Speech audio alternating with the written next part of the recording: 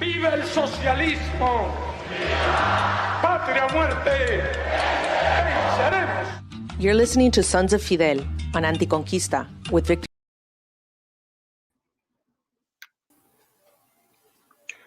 Revolutionary greetings. How's everybody doing? This is Victor Coronado, host of Sons of Fidel. And today's guests are actually our Anticonquista editors, Nick and Carlos, comrades. How we doing? Pretty good, comrade. Good. You can find us at anticonquista.com. You can also catch us on obviously this is being streamed on YouTube, and then we will eventually put this up on the other streams that we have available. So today's program is titled "In Defense of Third Worldism." There's been, I guess, what some would call controversy in the social media world for us defending third worldism, and there's been sort of a back and forth amongst, I guess, American communists or communists in the West. And there's been a sort of debate about what third worldism is and what it isn't, and so we're here to sort of defend our line and talk about what third worldism is, what it isn't, and what we believe in. So I'm going to start off with, before we even get into third worldism, just for the audience, kind of get into just a lazy understanding of some of these terms. And I'm going to throw it up to you folks, comrades, Nick and Carlos. Let's talk about, defining, what is capitalism? What is capitalism? What is imperialism? What is Marxism? So on and so forth. You can start, Carlos. All right, yeah. So we were thinking, because it's important, especially for, Anticonquista exists for the Latin American diaspora that's not necessarily, we haven't necessarily been exposed to the ins and outs of what socialism is, of what even what capitalism is exactly, and so we thought, in order for us to explain third worldism in a clear way that people understand it, it's probably best for us to explain those basic concepts. So we have some definitions here that we wanted to read out. I think maybe just capitalism and imperialism, the definitions of capitalism and imperialism to begin with, and then maybe as we go on discussing things, we can define other things. But I'll start with a definition of capitalism that says the capitalist mode of production refers to the systems of organizing production and distribution within capitalist societies. Private money-making in various forms like renting, banking, merchant trade, production for profit, and so on, preceded the development of the capitalist mode of production as such. The capitalist mode of production proper, based on wage labor and private ownership of the means of production and on industrial technology, began to grow rapidly in Western Europe from the Industrial Revolution and later extending to most of the world.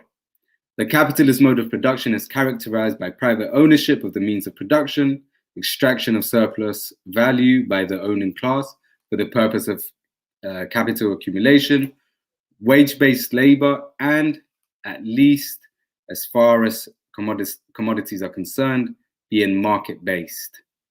And then a definition of imperialism, and we want to use Lenin's definition of imperialism, and as we go on with the discussion on third worldism, we'll see that this definition has been kind of extended a little in our time, but the basic principles are: the concentration of production and capital developed to such a high stage that it creates a monopoly which plays a decisive role in economic life. Number two, the merging of bank capital with industrial capital and the creation on the basis of finance capital of a financial oligarchy. The export of capital, which has become extremely important as distinguished from the export of commodities, and the formation of international capitalist monopolies which share the world among themselves. And then lastly, the territorial division of the whole world among the greatest capitalist powers. And then imperialism, as Lenin understood it, is much more than just economic or military force against another nation. It is a specific and final development of the capitalist system. So those are the definitions that I have comments. And I'm going to hold up this book here. I can get it in the. So I would suggest for folks to read Imperialism, the Highest Stage of Capitalism. That's essentially where Carlos was able to get that definition from. And now, very quickly, can one of you talk about then just socialism and just a lazy understanding of what socialism is, just to kind of juxtaposition that against capitalism? Do you want to go ahead, Nick? Yeah. So socialism, I would say, first of all, to give a lay definition, I would understand it in the same way that we kind of understood the capitalist definition. It's a mode of production. So it's not a single policy. It's not a single issue or act. And I don't believe that there are such things as socialist policies or acts or things like that. It's a way that the economy is structured. And what the juxtaposition between socialism and capitalism would be that under socialism, the market-oriented economy is no longer oriented towards the market. It's centrally planned. So that means there's an idea of what each commodity costs, what's going to be produced within the society, and why it's going to be produced. In addition to that, there's going to be a focus on, first of all, without the market, that means there's going to be a focus on centralizing what they call the means of production. Right. So those machines, those tools which are used to produce those goods need to be held by the state so that they can plan this economy. So that's how socialism essentially functions, like in the most basic way that you can understand it, the way I see it. And that was just your own question, right? Just define socialism. Yeah. And, obviously there's the question of surplus capital in both systems and what to do with that, and whether or not, again, is capital in control, right, of society, or we have more of a collective way of organizing, centralized way of organizing society. So again, just wanted to give the audience just a very basic lay's term. Now, let's go ahead and get into the question of third worldism. So how would we define third worldism as a political theory, and what are its actual practical implications and utility today? So I would understand third worldism as, in terms of a political theory, it tells us about, I want to say, history. It speaks to history, what history tells us about the way that certain structures or institutions function. In particular, it focuses on that institution or that structure of imperialism. So as for the political impacts of third worldism, you could date third worldism back to and before it was even termed third worldism, I would say you could date it back to Lenin and his emphasis on the fact that a lot of European socialist parties were unwilling to discuss or understand their colonial question, the colonial problem. So what was the British or French Communist Party going to do with the British or French colonies? They didn't have a solution to this. And their solution was, well, we're going to bring socialism to the backwards workers, because that's what Marx said. Lenin recognized that this was wrong. And I would say that's the birth, and that's the emergence. Those are the roots of third worldism right there.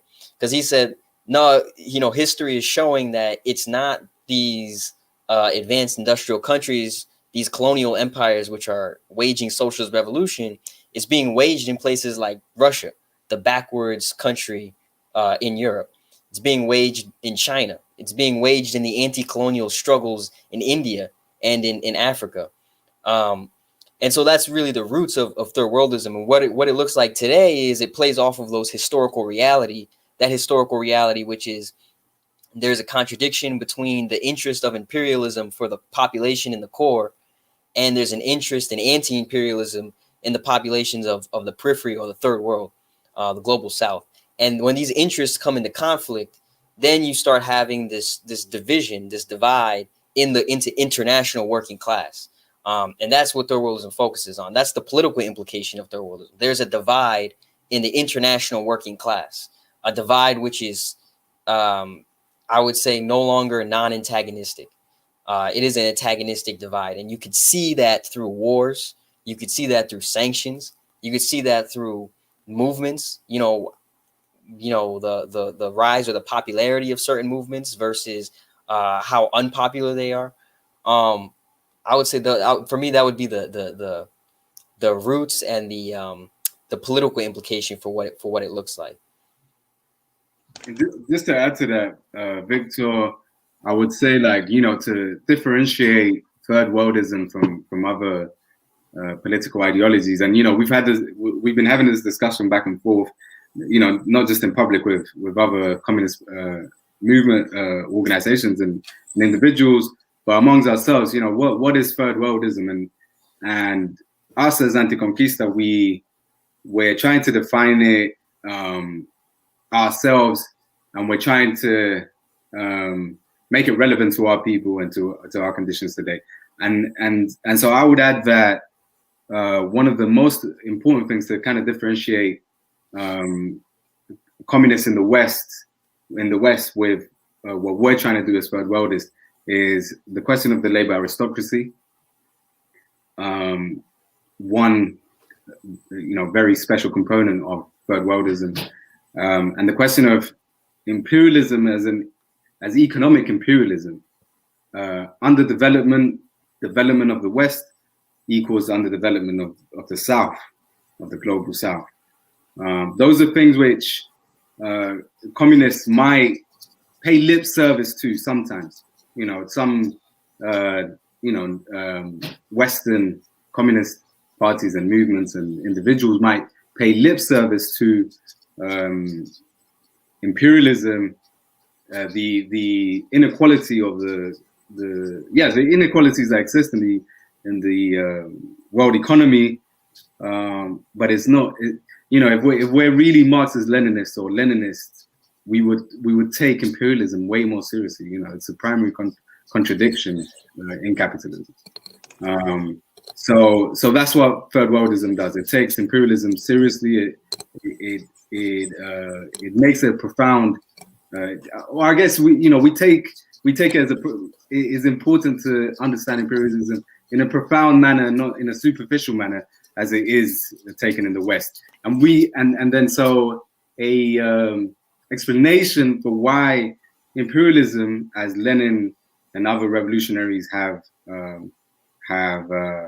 said, that imperialism is a primary contradiction. The reason why we focus on that, and the reason why the Western communist movements don't focus on that, is because there is a concrete material reality, which is that the Western world is privileged in this world economy, and so that privilege, that privilege that we can show through data and understanding of the economy, means that the workers, say most of the workers in the West, do not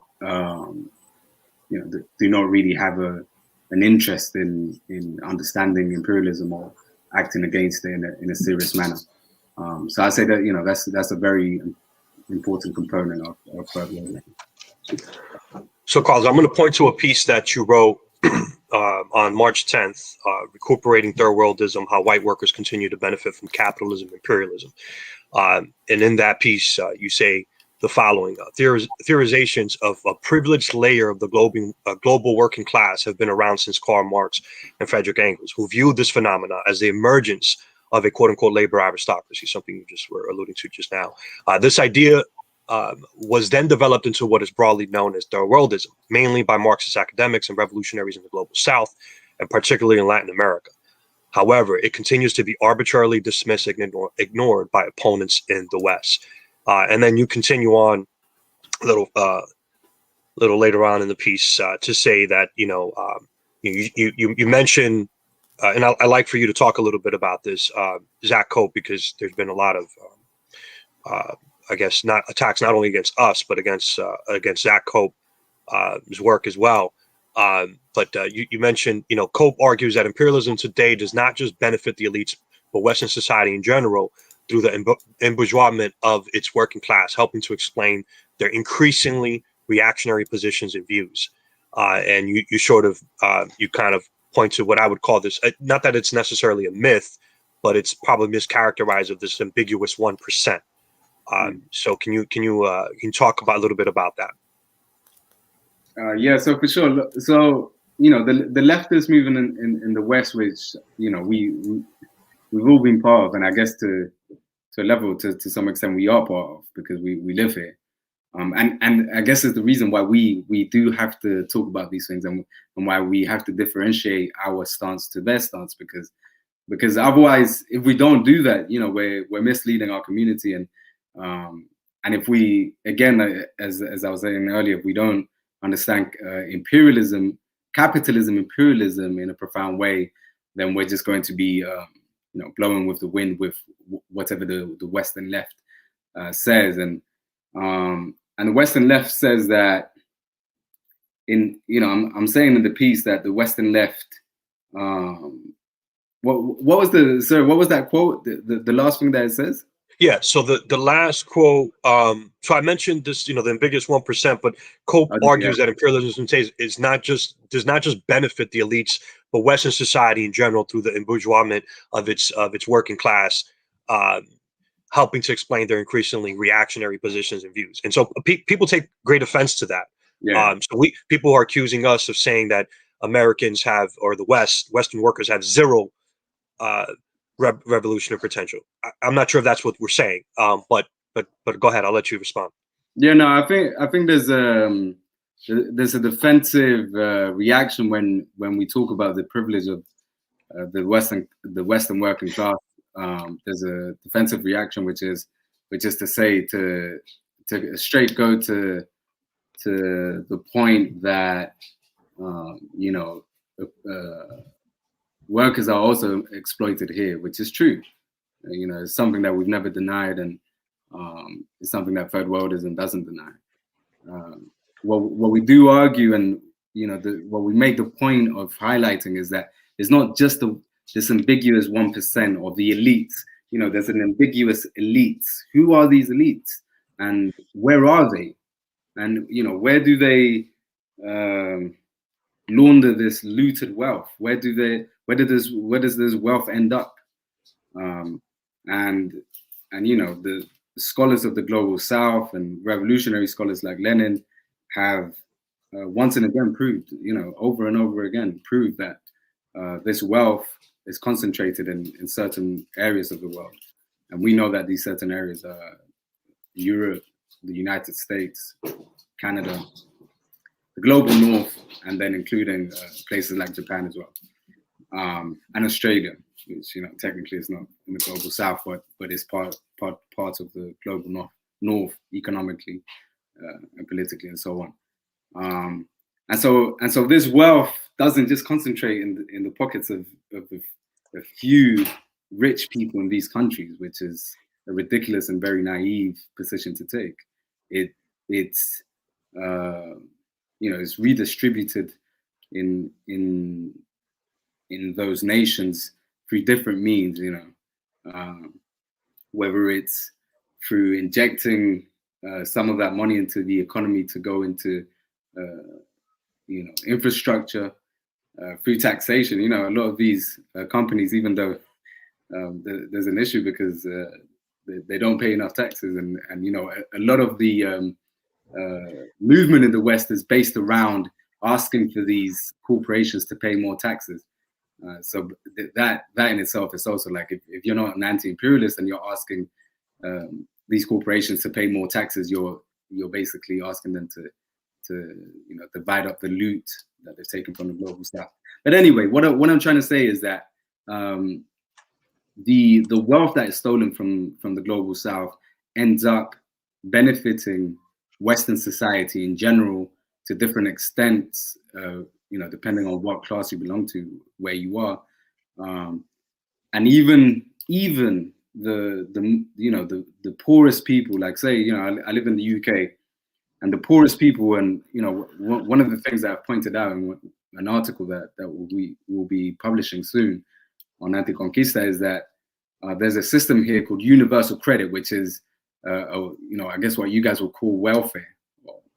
Here we call it benefits, which is working class people who are unemployed for whatever reason, or who are impoverished, like say a working class mother with a few children or one children, it doesn't matter, will get a state help, state welfare. And this will pay for rent, it will pay for basic food necessities, and also childcare. And there's problems with it. It's not perfect. It's not like it's not to say that these families who are on these benefits are living a luxurious, great life. It's not to say that.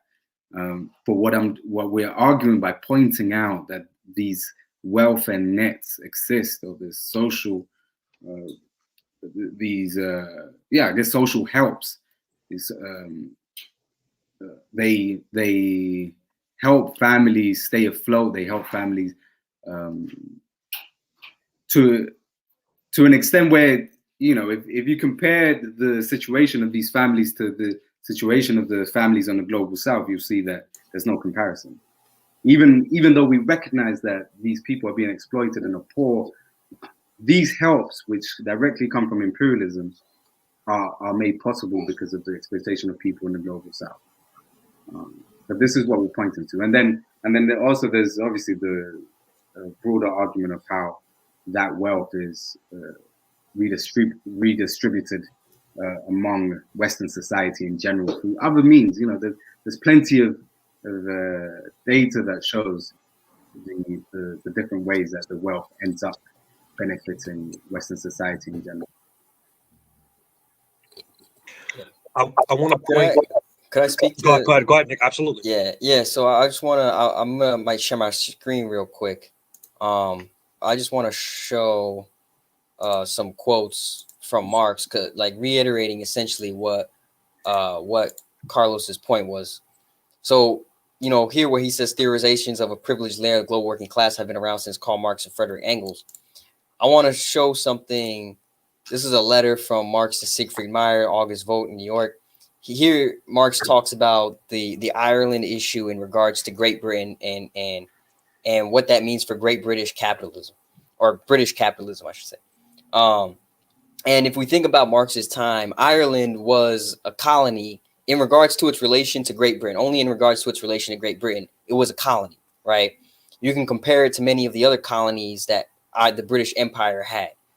And so what does Marx say about the Irish colony and Irish colonization of by England of Ireland? Well, here he says, after studying the Irish question for many years, I have come to the conclusion that the decisive blow against the English ruling class cannot be delivered in England, but only in Ireland.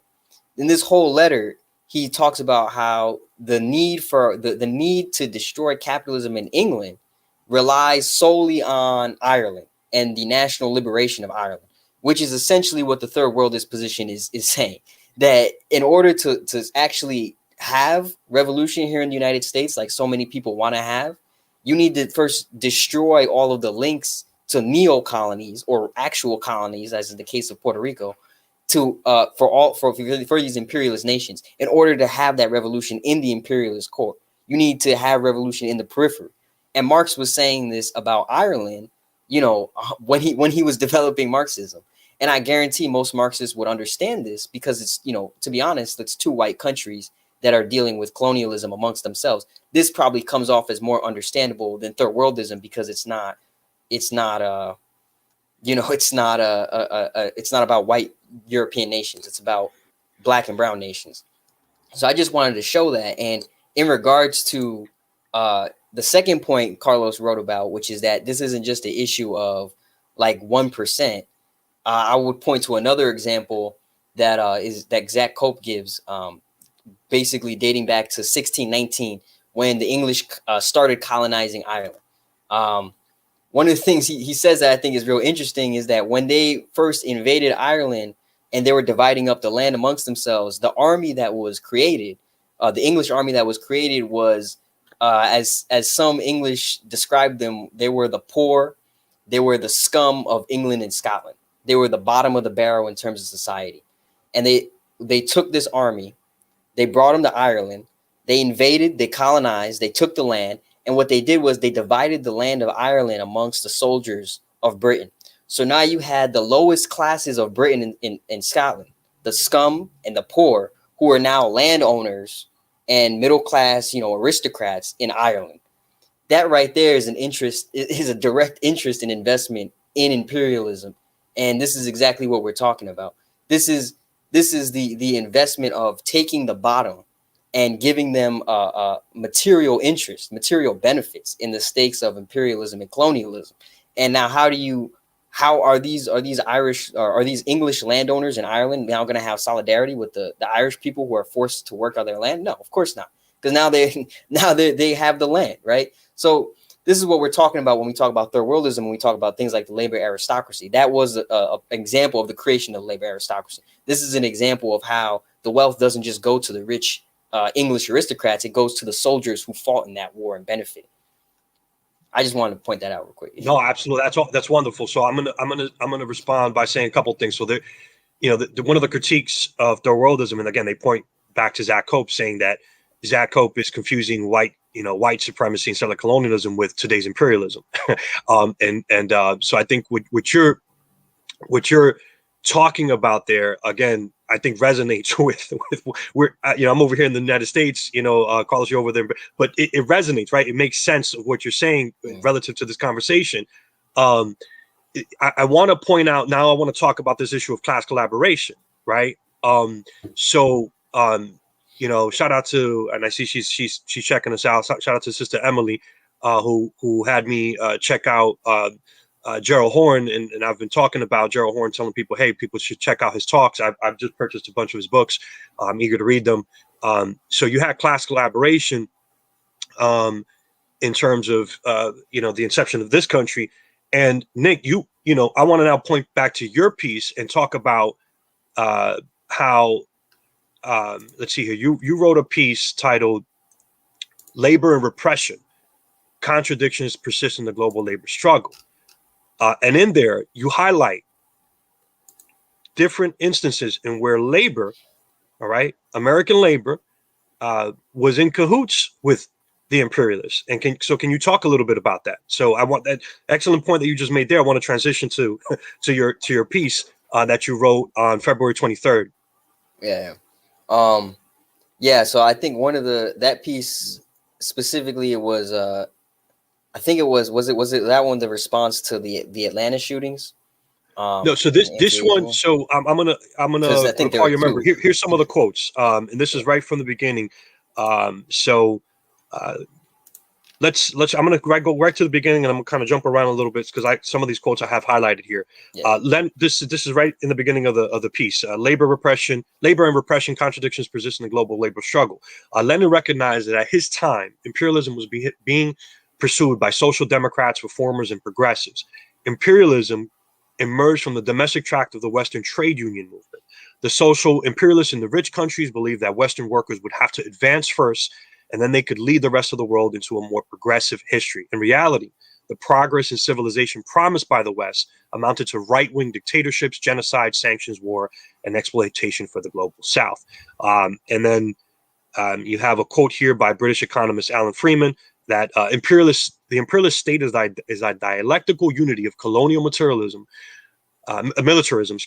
and domestic collaboration, which determines the specific necessary class alliances. You continue and you say the imperialist state becomes directly involved in the labor struggle in order to direct the movement in a way that is beneficial to the international imperialist interests. Such was the case in 1961 when the American Federation of Labor and Congress of Industrial Organizations, of the AFLCIO, the largest federation of unions in the United States, founded the American Institute for Free Labor Development, the AIFLD.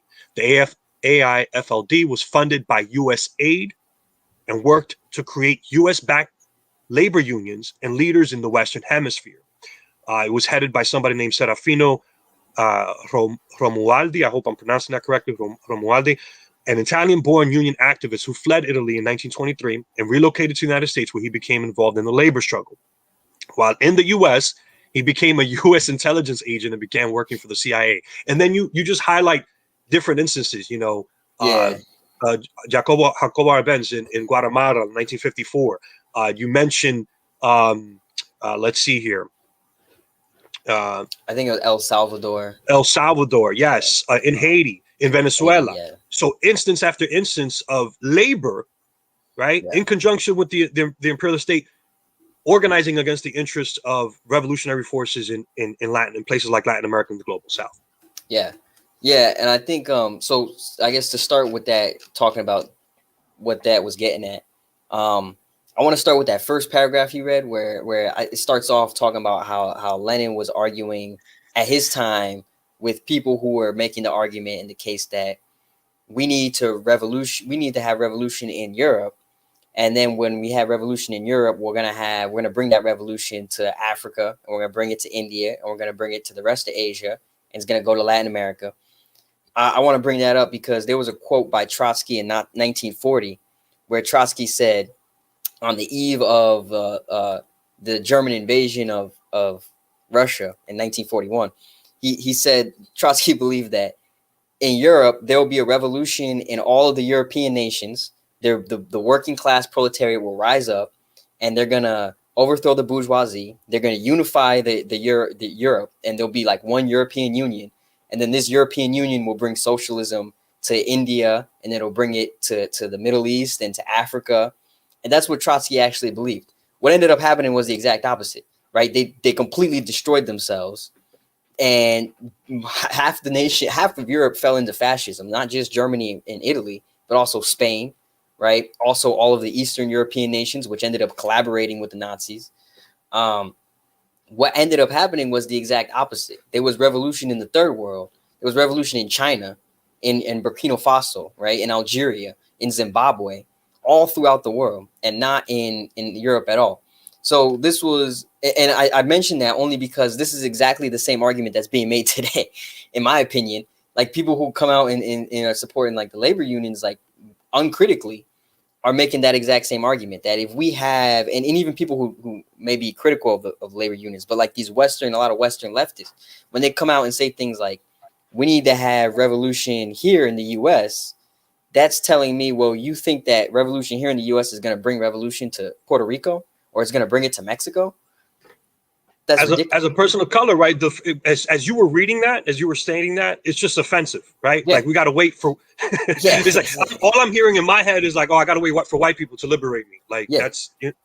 It's ridiculous, and if you look at the history too, like the history you're mentioning, in El Salvador and in so I go through the history because part of it is they use different tactics, right? With Arbenz in Guatemala, it was very direct. It was like, go ahead. Look, this is the good labor union, the labor union that the U.S. agencies have funded and supported and now works with the Guatemalan government. These are the good guys, but that's the labor union that hasn't worked with the government, so you can go out and murder them. And that's what they did. And they did the same thing in El Salvador. It was like almost like the same plan, except what they did in El Salvador was they built that. They had years of building that up in the 70s before the Civil War broke out in the 80s. And so or like in 79, 80. So they had built that up beforehand. They had laid the seeds of, this is the government funded labor unions. These are the safe labor unions. Any other labor union is dangerous. All of this was being done with CIA and USAID money.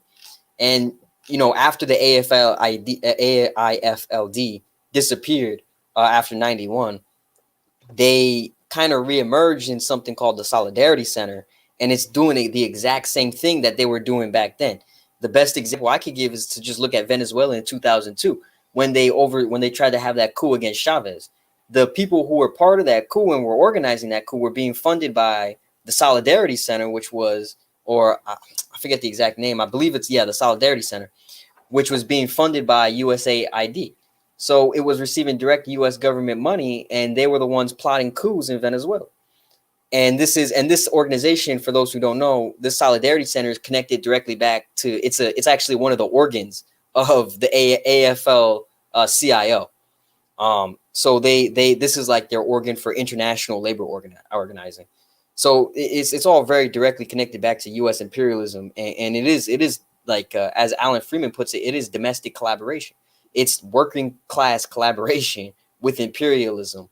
And I think I put another example from the UK. Maybe Carlos could talk a little bit about that, about the British, certain large sectors of British unions, which sell out those labor unions in, I think the example was in Colombia, because of the fact that mining corporation in Colombia was a British mining corporation who hired, workers in the UK. So they're not going to sell out. They're not going to risk or sacrifice their own material benefits, whether it be wages, whether it be employment or benefits. They're not going to sacrifice that to support people in the third world. And that's been the history that I think Third Worldism points out, is that's been the history that Lenin points out. That is the labor aristocracy. That is the backwards tendency. That is the collaboration. Right. I might have misspoke before. I think I said class collaboration. I think I meant to say race collaboration earlier. I just wanted to point that out. But I have this book in my hand, the AFL-CIOs, A Secret War Against Developing Country Workers. I'm going to just read a synopsis very quickly, and then I want to read something out of the book. But the synopsis on this is it's an excellent book. The principles of trade unionism are based on working people acting together in solidarity with each other to improve wages, working conditions, and life for themselves and others. I think we would all agree in terms of an ideal that's what labor is supposed to be about. In its most developed forms, this extends not only to the worker next to you, but also to working people all around the world, wherever they might be. Some of the foremost proponents of these principles in the United States since the 1880s have been the AFL-CIO, and unknown to many labor leaders, however, and most union members in the United States, the foreign policy leaders of the AFL and then the AFL-CIO have been carrying out international foreign policy that has worked against workers in a number of developing countries or the third world. This has been done both on their own and in collaboration with the United States government and its agencies, such as the CIA, the USAID, or the U.S. Agency for International Development, the NED, or the National Endowment for Democracy, and the U.S. State Department's Advisory Committee for Labor and Diplomacy. And then on page 86 of this book, it states, the issue of empire is important. Not only does it try to suck countries into its orbit, but so far it has the military power to keep competitors out and to keep those within from leaving. And again, this control does not have to be based on territorial occupation. It can often be through hegemonic political, economic, cultural, and or military relationships. But why empire? There are two issues at hand. One, the U.S. economy, a capitalist economy, is at the heart of the U.S. empire. Let us be careful here. This author is not saying that the empire can be collapsed into the economy, because they are not the same. But the economy provides the material means for empire, enabling it to expand around the world and develop and maintain the U.S. military to ensure its continuation. That, in turn, provides generally safe havens for U.S. investment around the world. At the same time, an expanding capitalist economy provides economic opportunities, jobs, and a higher standard of living for all its people at home. And by succeeding on this level, it also produces political support for the U.S. empire. Yeah.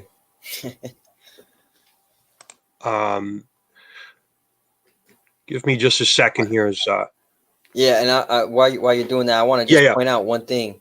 Notice, this whole time what we're talking about is we are talking about the sections of the working class population, but more so our concern is with the organizations which control and work over these populations, right, which lead these populations, our criticism is of these organizations, not even so much the individuals that make up that population, but more so the organizations that are leading them, right? My problem with the AFL-CIO and the labor movement is with the AFL-CIO as an organization, what it does, right? I don't really care about the average worker who may be part of the organization and not know these things. But the fact of the matter is that they're being led astray.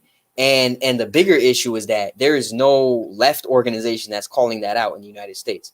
I'm sorry, but there is no left party that's calling or criticizing them on that lack of imperialist analysis, or that fact, not even lack of imperialist analysis, the fact that they're pro-imperialist, the fact that they're supporting massacres and shit. There's, yeah, go ahead. No, so I'm in the labor union. I'm not going to name the labor union, but I'm in the labor union. It's a very well recognized labor union. It's a very powerful labor union.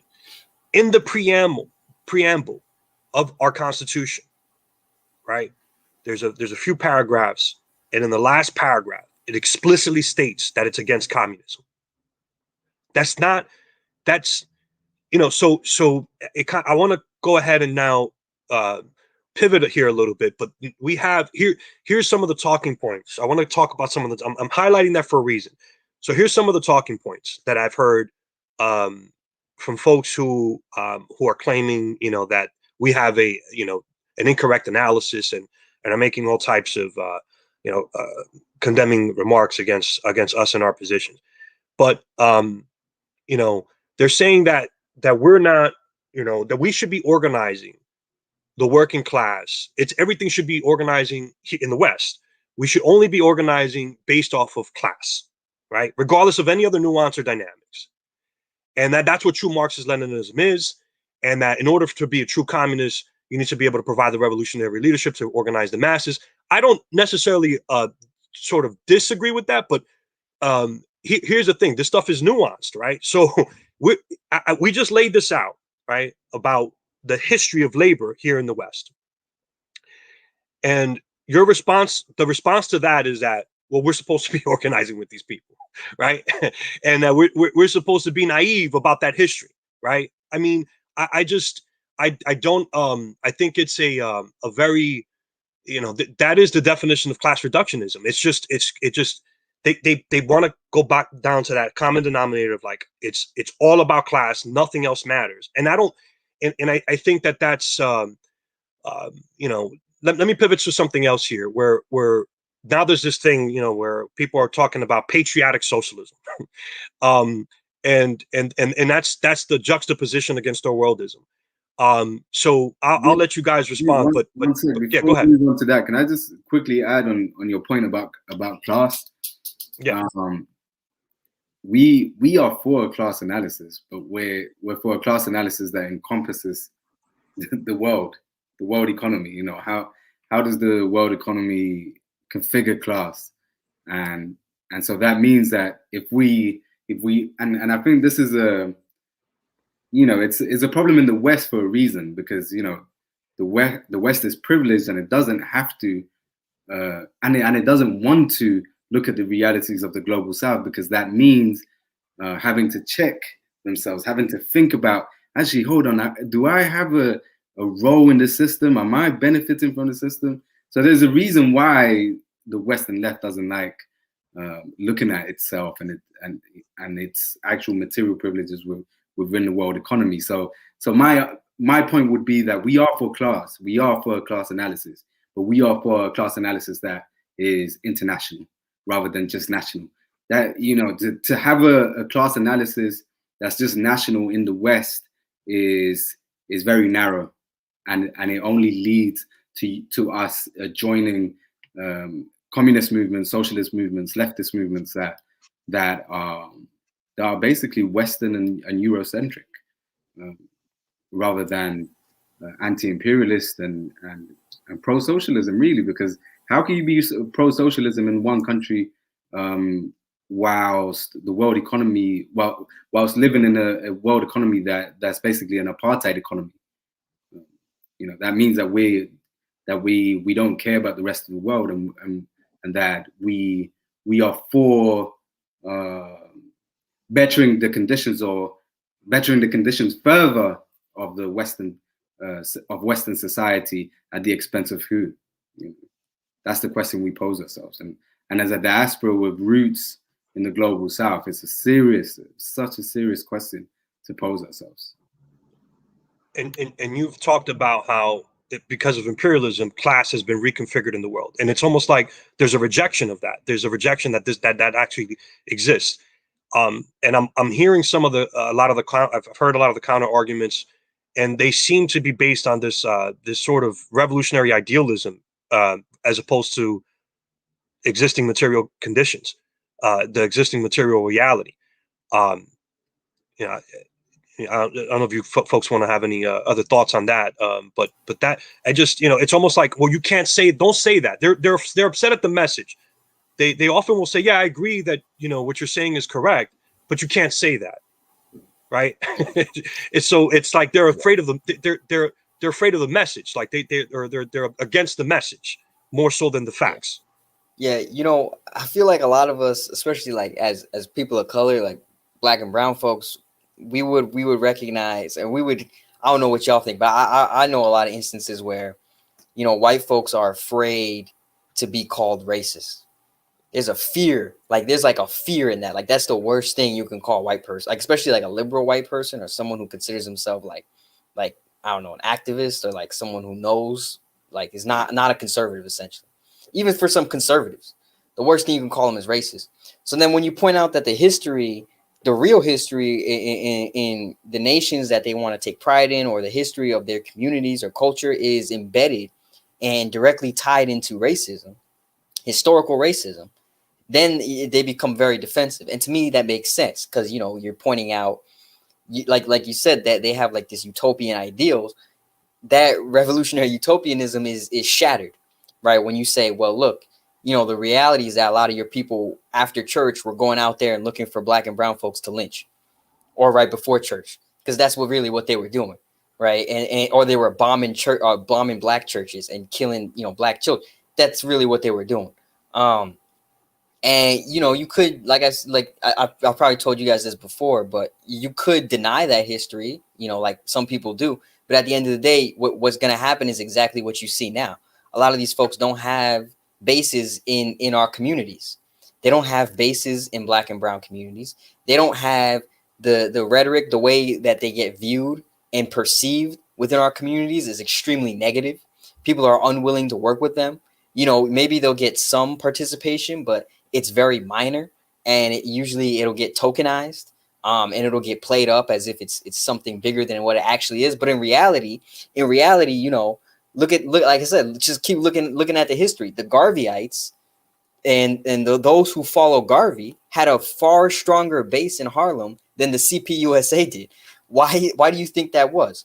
That's because the CPUSA was putting out, racist messaging, like Black people are being manipulated by business owners to be strike breakers.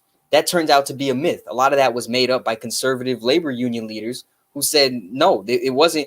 The biggest strike breakers aren't Black people. The biggest strike breakers are European immigrants and poor white folks, right? But they blame Black people, and then you wonder why the Black folks don't want to join your labor union or your Communist Party. Well, that's exactly why, And like I said, you could deny this history, but we'll probably get into it later. That's going to lead to some things where essentially you're siding with racists over siding with those in the community who are actually in need. That's my only thing with race. I think, especially in the imperialist countries, when you talk about racism, and when you're talking about in Western Europe, I see it more as an issue of immigration and migrant communities. Here in the U.S., because of our history with slavery and with the fact that we're a settler colonial empire, it's more so interconnected, where a lot of half of the community, like the Black and brown community, is they're not migrants. They're forced to be here. And the other half, they are migrants. And so it is a little bit different in that case because of the historical context, but they face the same oppression. They face the same realities at the end of the day. There's the reality is that race and class are intertwined. You can't talk about class without talking about race, right?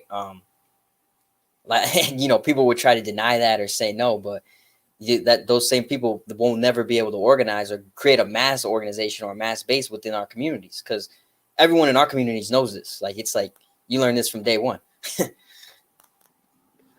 I want to ask, Carlos, did you want to say something?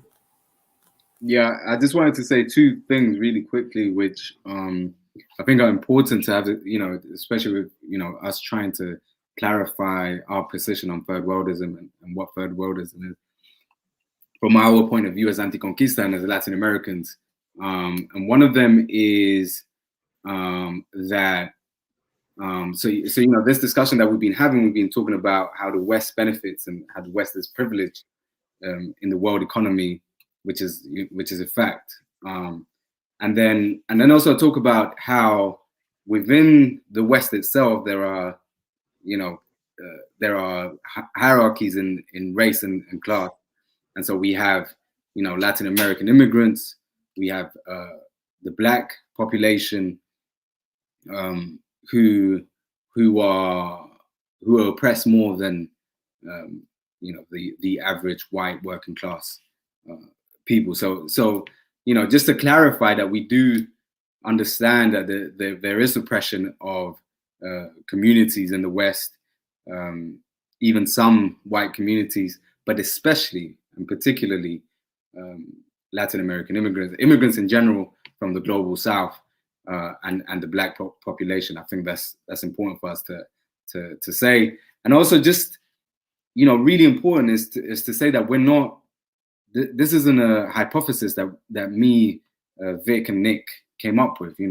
As we were saying internally, we're not geniuses. We didn't come up with this idea. That we just sat down one day and had this vision, and we're prophets, and it's all clear to us. It's not like that at all. Obviously, it's that we have a reading of our history. And we have scholarly work, academic work. Some people, that's one of the criticisms that we have, that we are, some people call us academic Marxists. When in fact, in Anticonquista, some of us are in academia, and some of us are not. Some of us are activists, but we are scholars. We read our history. And as we said a while back, we're not academic Marxists. We're Marxists who use academia to understand, or scholarly work to understand the situation. And so it's important for people listening to us that we're this isn't a theory that we're coming up with. This is a theory that is grounded in scholarly work, and I just wanted to mention just a few so that people are aware of these, so that we can use these works as kind of anchors to anchor our arguments with. And as Latin Americans, it's important for us to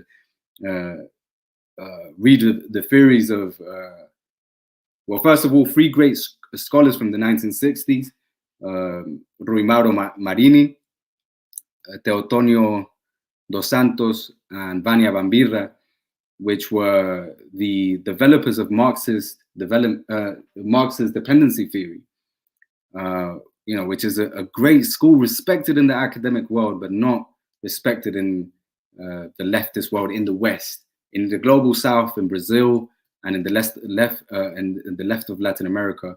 It influenced everybody. It's influenced everyone, from Hugo Chavez, Fidel Castro, all the great revolutionaries and all the great revolutionary movements in Latin America have been influenced by this school. And to also give some contemporary scholars that we can all look at as well, I would suggest people like Claudio Katz and Nestor Cohan from Argentina, both Argentinian scholars who have developed dependency theory, and dependency theory is really important when it comes to third worldism, because it explains the economics of imperialism, how imperialism works in terms of sucking the wealth of our region, and for the benefit of Western society as a whole, not the 1%, or one company or two companies, or a few companies. No, we're talking about all of Western society, And so these scholars, I'd suggest for all of us to kind of have these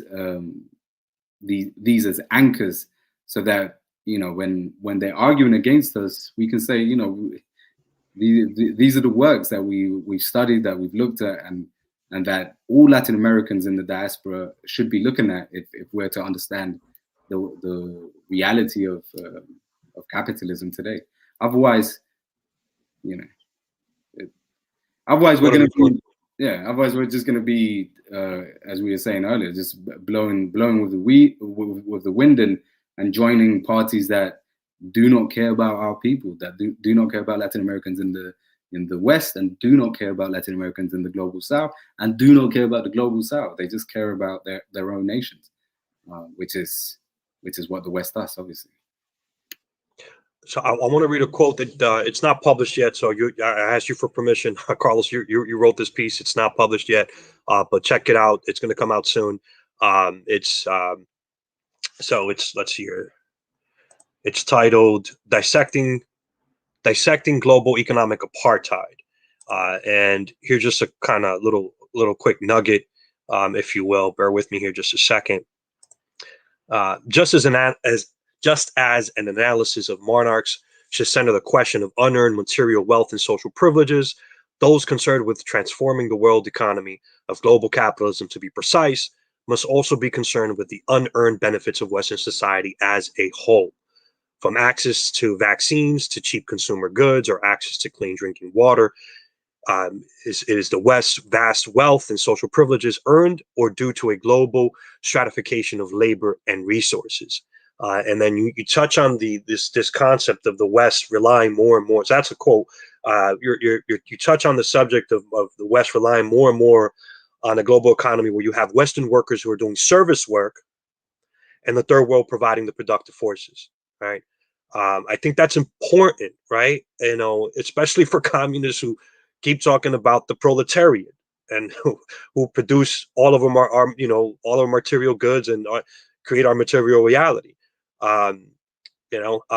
So I do want to transition to I'm fascinated by this whole thing of I kind of touched on it a little earlier. What are your thoughts on this whole thing of patriotic socialism? That's what this whole thing, this whole patriotic socialism is being used as a juxtaposition to our Third Worldism. So your thoughts on this, comrades?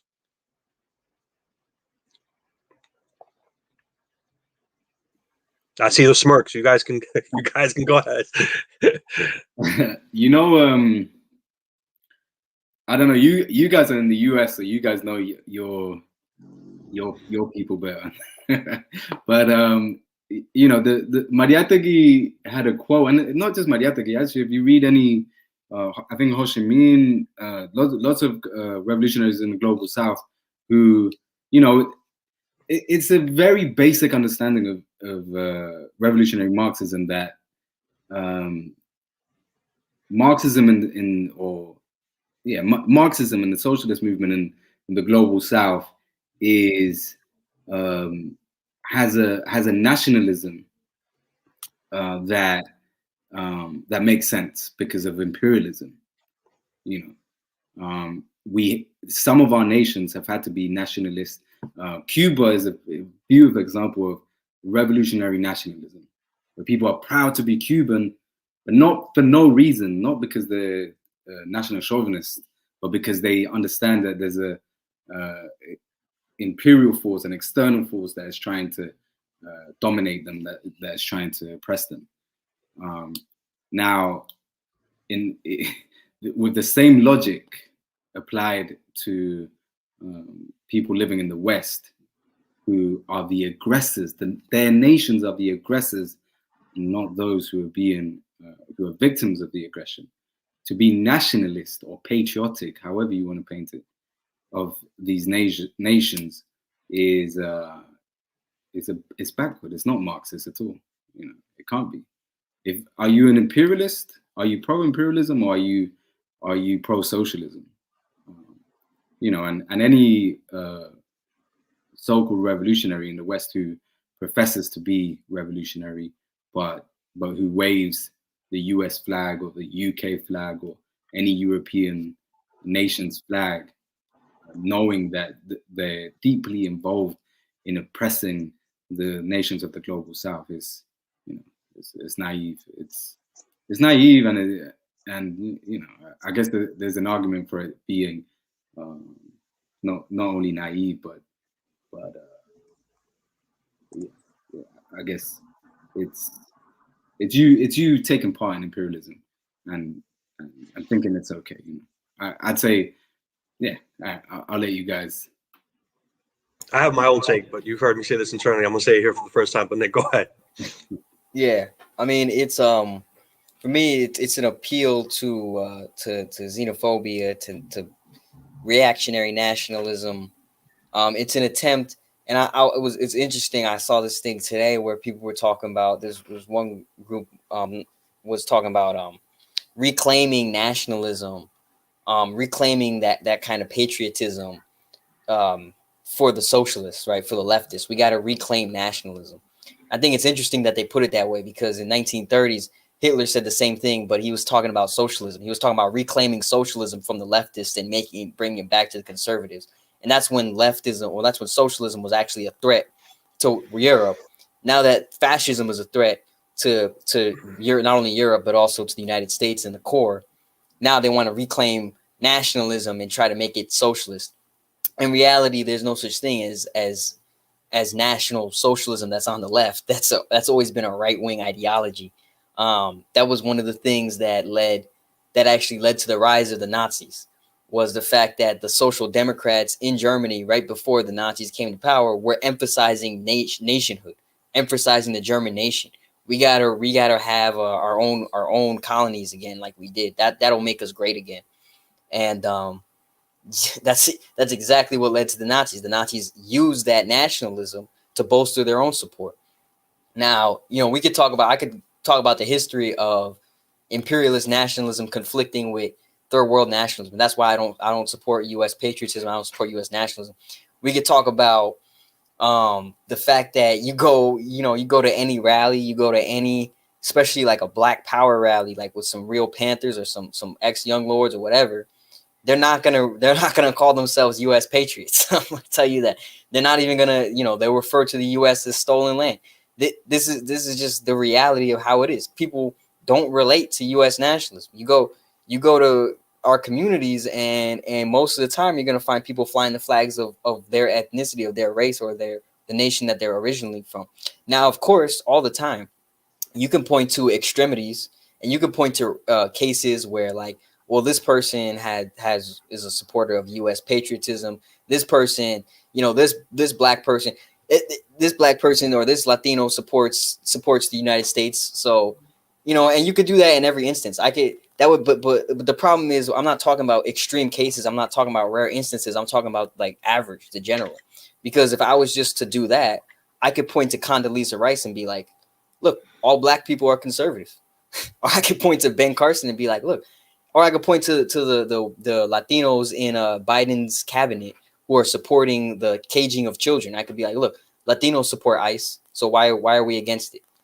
No, that's me pointing to extreme cases to try to prove a point, which doesn't work. Like, you got to actually show like consistency, And the reality is that if we go back to, I gave you all this example. If we go back to the Blair House attacks in 1950, two Puerto Rican independentistas go martyrs, heroes. Right, known as heroes in the Puerto Rican liberation movement. When they attacked the Blair House, which was the house that President Truman was staying at while the White House was being renovated, they went there in the attempts to assassinate him, essentially. Right, they were unsuccessful, but it was meant in the name of Puerto Rican liberation, because at the time a war was being waged, like straight out a war of independence was being waged in Puerto Rico.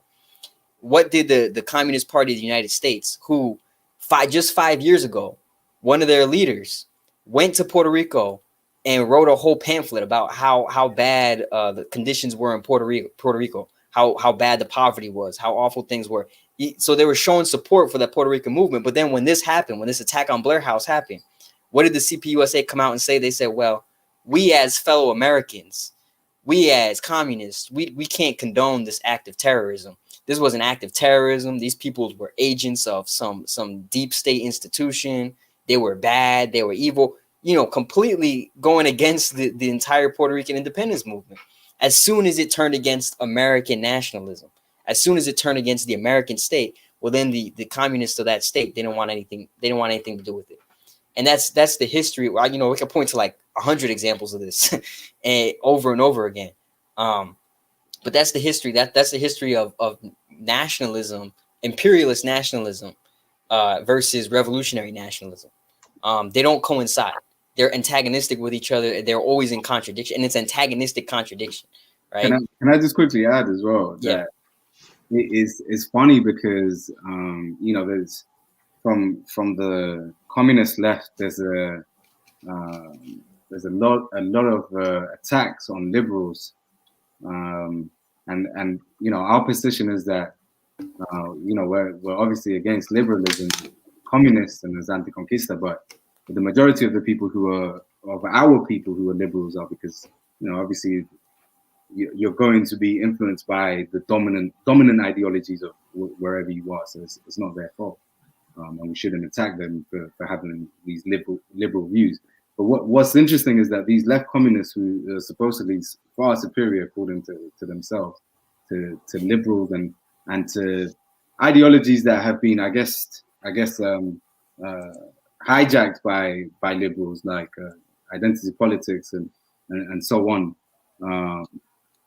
or I guess that have been developed by liberals to some extent in the West, and some of these liberals actually have a far better understanding of how we can't be part of these countries and be proud of these countries as Black and brown people and as colonized people, as people who are victims of these countries.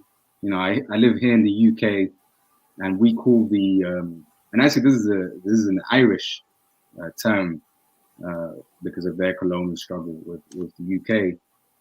The UK's flag, called the Union Jack, is known as the butcher's apron. The butcher's apron. And so we are, and there's no, you know, you could be, there's a handful, you can count the Black and brown people who would wave that flag, and they're all in the Conservative Party, and they're all tokens for the Conservative Party. Nobody here, not liberals, not even the most reactionary people in the hood, will be patriotic towards this country. You know, it's only white people, white racist people who fly the flag here. So for supposedly revolutionary communists to have this view that, you know, you can be patriotic to countries in the West is, you know, it's just it's so basic and so damaging.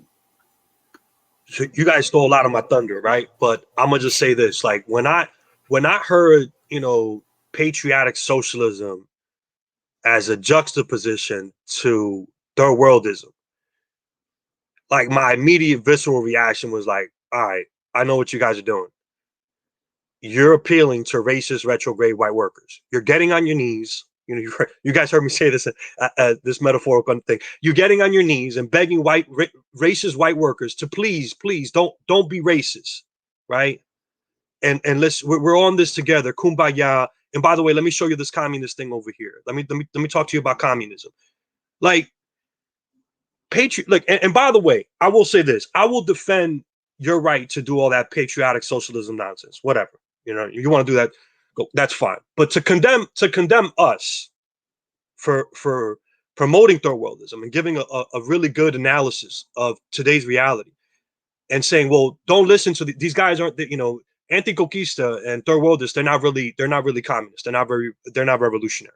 We're the true revolutionaries because, you know, we understand the class, and we understand that the working class, regardless of how racist or retrograde they may be here in the United States and the West, you know, you're our baby, right? And we got you.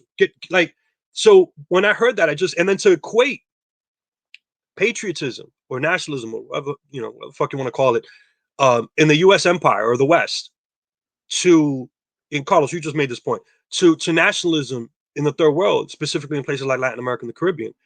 I don't like that's a false equivalency. Like, don't do that. It's not the same thing.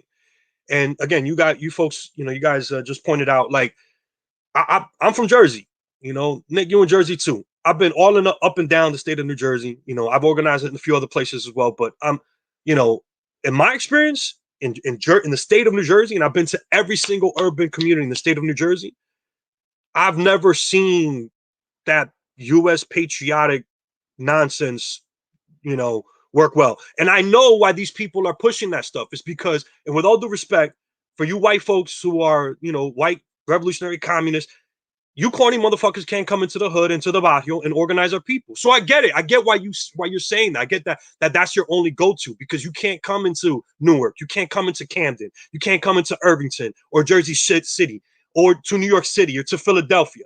Nick just talked about it. You go to any of these. We just had the free, you were there at the Free Mumia rally yesterday, Nick. Go ahead, try pushing that shit in the Free Mumia rally. Come on, man. Like, what are you guys talking about? You know what I mean? And then it was interesting, as I heard a lot of people say, yeah, I used to sorry, that could be a challenge. That could be a challenge. Like, if this is such a good take that you have, come to our protests, come to the protests of Latin American revolutionaries and Black revolutionaries with your US flag and see what happens.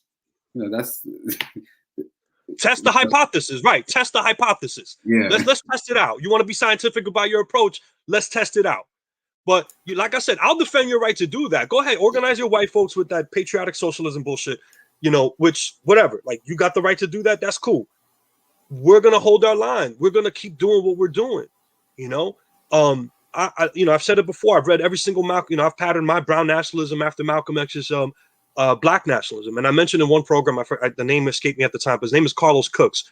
Malcolm X was influenced by Carlos Cooks. Look up Carlos Cooks. He was a Dominican, a Black Dominican. All right. So Black nationalism, Malcolm X came out and he made Black nationalism relevant, made Black nationalism powerful and poignant and compelling, and people were attracted to that. And that's our job as Third Worldist is to go into our communities and tell people, like, yo, this is what we about. But that patriotic socialism stuff as a juxtaposition to Third Worldism, that's your response? Come on, man. Like, come on.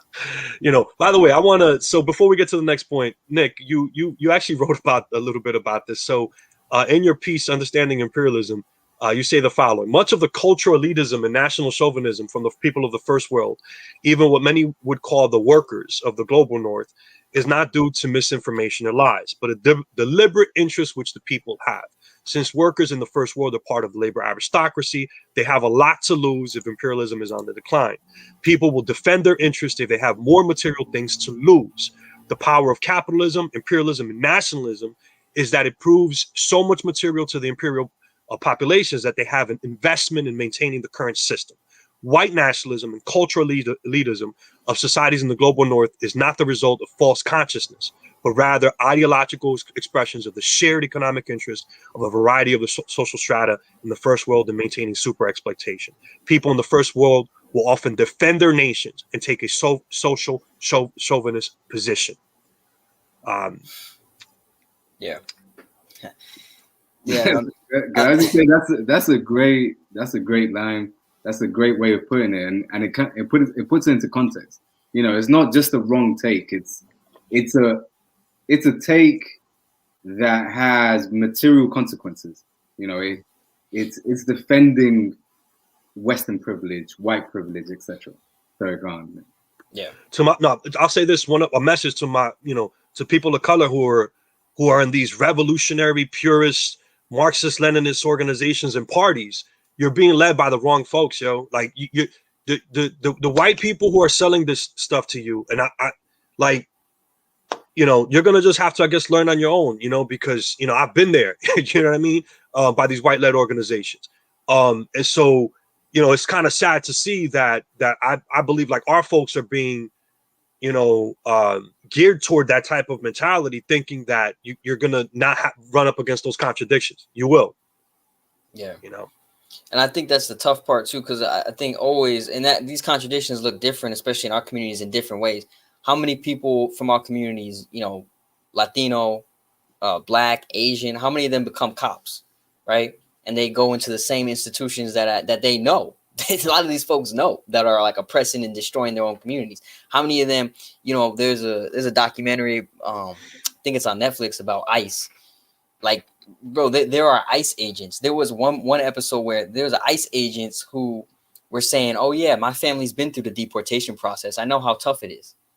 And this dude's out there deporting people, like taking them from their homes and deporting people. And he's a Latino dude. So it's like, you know, we got people in our communities. There's different, I would say, different layers to it. You know, some of them get taken in by the conservative leadership and get tokenized by that. Some of them get taken in by the liberal leadership, get tokenized by that. And some of them are now getting taken in by these leftists, these, whether they be progressives or, you know, more like, you know, Marxist or whatever they might be.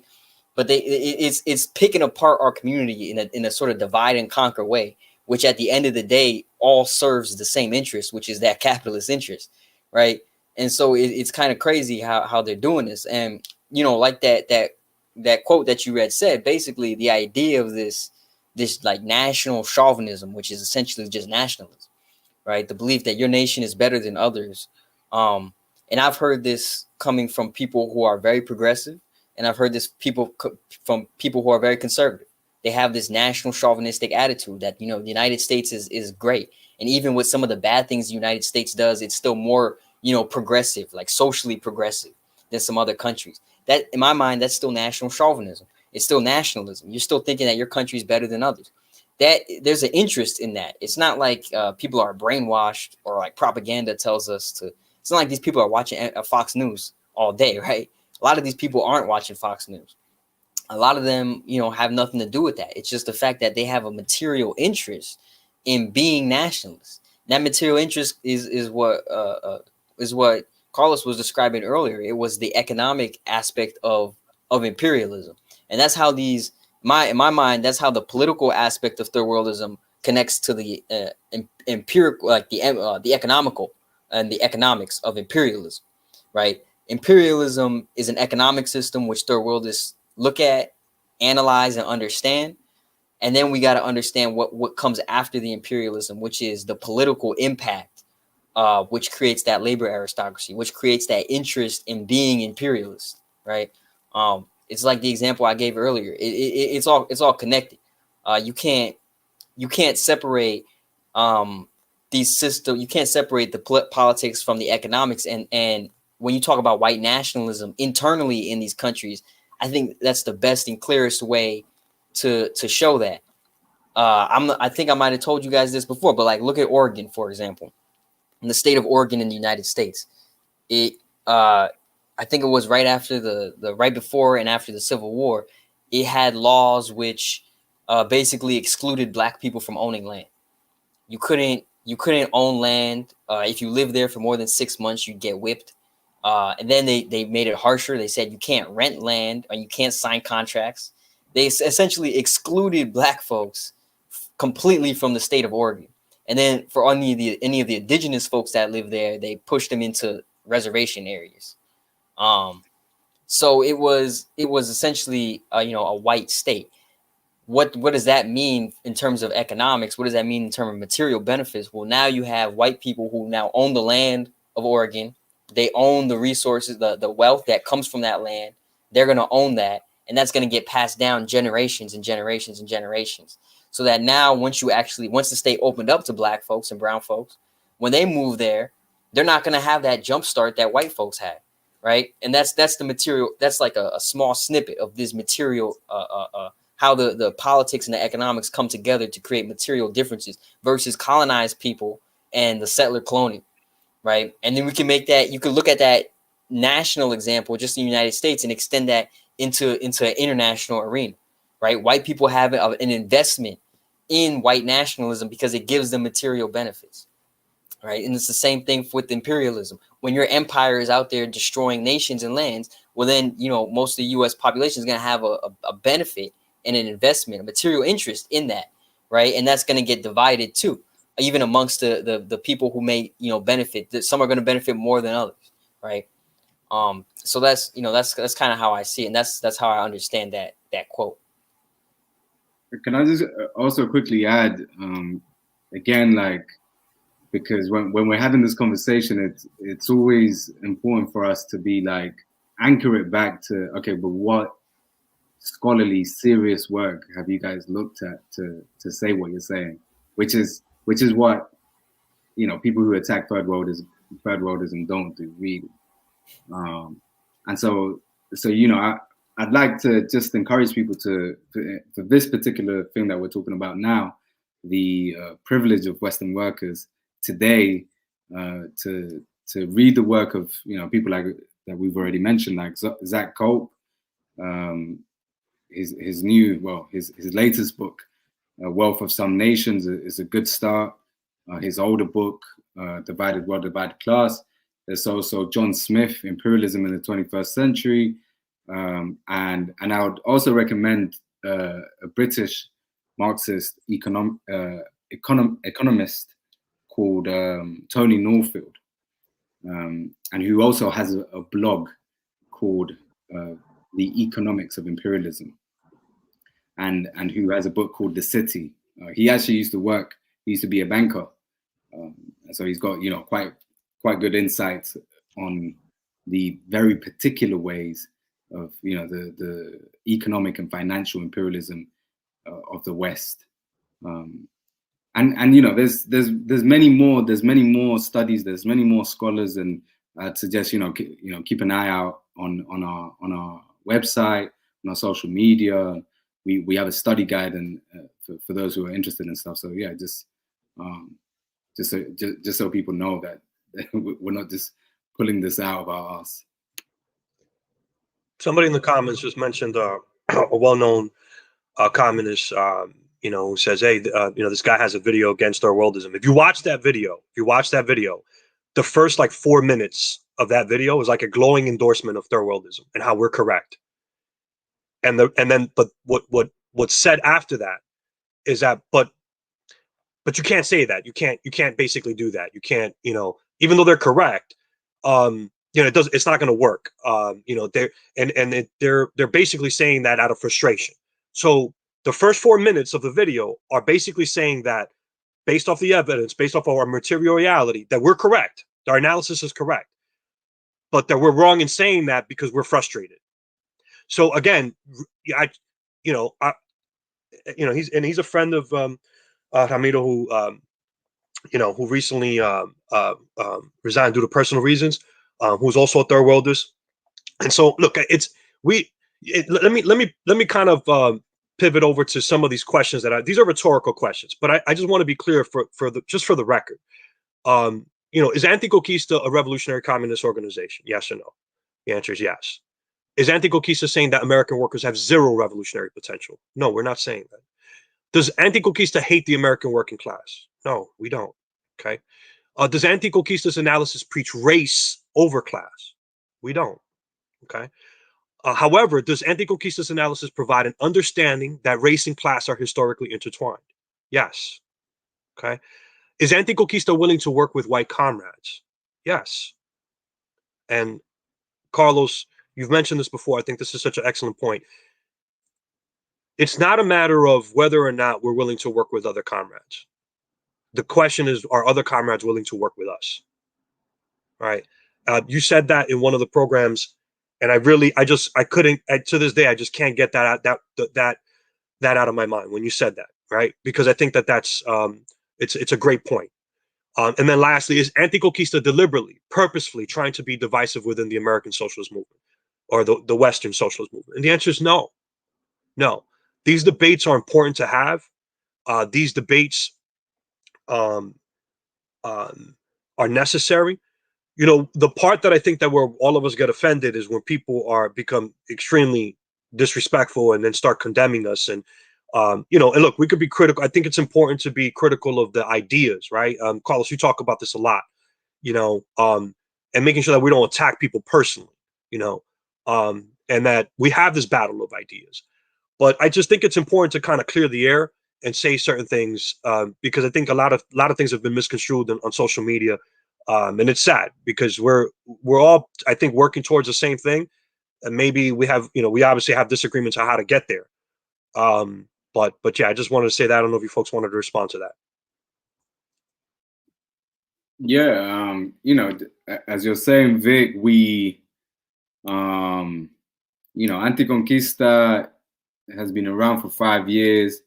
We've worked with everyone. We've posted things from people who we may disagree with in terms of, some of our differences in ideological takes. We work with people who, we're a Third Worldist organization, but we have people who work with us who don't identify as Third Worldist, and who we work very well with, and who help us, and we're also willing as an organization to work with other organizations who aren't necessarily Third Worldist and who may disagree with Third Worldism. We're willing to work with everyone, but it's important to take this position. We feel it's important. We're not here to create divisions. We're here to highlight those divisions. We're not here to be racist against white people, as they sometimes accuse people who speak like us. But we're here to highlight the fact that there's a real system. There's a global capitalist system that is white supremacist. Global capitalism is white supremacist. Like that's just an objective fact. Liberals don't even deny that, and communists are denying it. So yeah, we're not here to create divisions in terms of class. We're not here to create divisions in terms of different races against each other, but we are here to highlight those divisions that exist materially in the world, so that we can move towards dismantling and destroying them. And in that mission, in that project, we're willing to work with everybody. Yeah. What I would say is I don't think you can be racist towards white people, because racism is not an individual issue. It's an institutional issue. It's an issue of there are institutions within this nation which privilege, and when I mean privilege, I mean material. They provide material interests, whether that be wealth, employment, better housing, better job quality, better stable jobs, whatever it might be, et cetera, right? There are institutions within this nation which provide benefits towards people of a certain race and class, or of a certain race, I would say, specifically talking about race of a specific race, right? And that's why I don't think racism is something that applies to white folks. It's not an individual issue. If you get rid of every single racist within this country, that won't stop racism, right? Racism will still exist. If you in the United States, if you eliminated all the KKK, there will be not a single person, I think, that will say, oh, racism is gone because the KKK doesn't exist. No, it's still going to be there. It'll always be there, right? In terms of division, yeah, I've seen, people say, and I've seen not just towards us, but I've seen it towards a lot of comrades who have taken a very similar position that we've taken. People say, you're being divisive. What was divisive was when the first settlers, what was divisive was when Columbus landed on Hispaniola and decided to kill all of the Taínos there. Yeah, it was pretty divisive to me, in my opinion. What was even more divisive was when they decided to stay, right? I mean, that shit was pretty divisive. That's when the division first started. So, like, it's crazy to me to say that, we're being divisive by pointing something out that's just objectively true. Like, it's not even like I'm coming out here, or none of us are coming out here saying these are objective facts that we've come to. And like Carlos said, like, we didn't make this up by ourselves. What we're pointing out is that there's a reality, historically, a historical reality, which has existed for a long time, right? That we cannot continue to deny. And if you do deny it, then you're just ignoring like the divisions in terms of, you're ignoring racism. That's essentially what it is. You're colorblind. which is crazy because, you know, I remember people saying color blindness was awful. That's like another form of racism because you're ignoring the fact that there are these institutional and systemic issues which divide the nation. And then you take that and you apply that to imperialism into the global context. What do you see? You see a world where Western Europe and United States and Canada, mostly white nations, are extremely privileged in the face of Africa, in the face of every African nation, in the face of almost every Latin American nation, right? In the face of practically every Asian nation.